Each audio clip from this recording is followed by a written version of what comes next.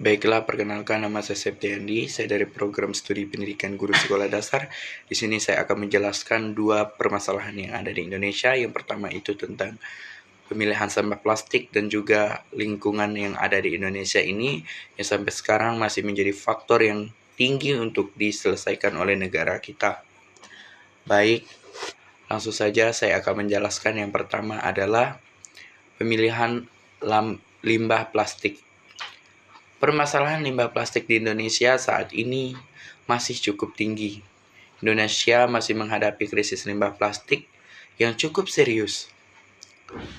Berikut saya akan menguraikan secara lengkapnya.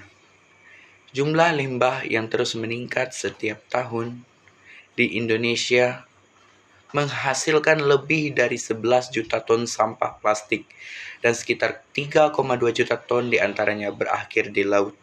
Kondisi ini menjadikan Indonesia sebagai salah satu penyumbang sampah plastik laut terbesar di dunia. Kurangnya sistem pengelolaan sampah yang efektif banyak di daerah di Indonesia. Belum memiliki sistem pemilihan dan daur ulang yang baik. Sebagian besar sampah plastik masih dibuang ke TPA atau dibakar secara terbuka, yang menyebabkan pencemaran udara dan tanah. Kebiasaan masyarakat yang masih rendah dalam memilah sampah plastik dan memiliki kesadaran yang kurang untuk memilah sampah plastik dari sampah organik.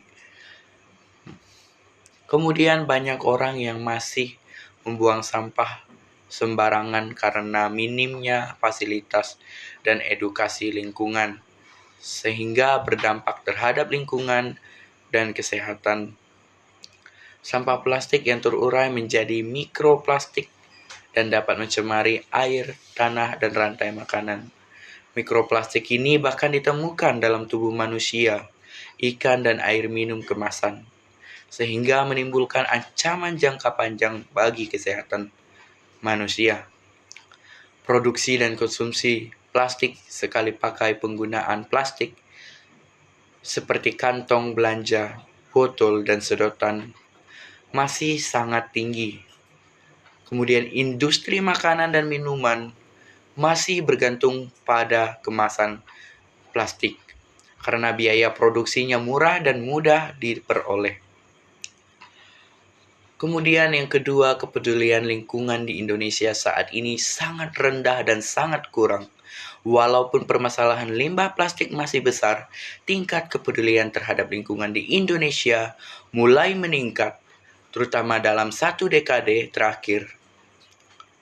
Meningkatnya kesadaran masyarakat muda, banyak anak muda, pelajar dan komunitas mulai aktif dalam kampanye lingkungan, seperti gerakan diet kantong plastik, World Clean Up Day Indonesia, dan kegiatan EcoBrick.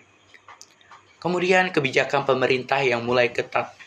Pemerintah telah menerapkan peraturan seperti larangan penggunaan kantong plastik sekali pakai di beberapa daerah, misalnya Jakarta, Bali, Surabaya, dan lain-lain. Selain itu, target pengurangan sampah plastik laut sebesar 70% pada tahun 2025 menunjukkan komitmen nasional.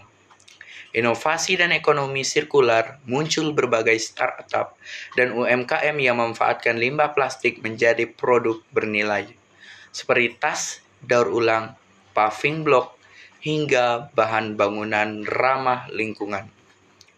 Konsep reduce, reuse, recycle semakin dikenal oleh masyarakat, terutama di lingkungan mahasiswa.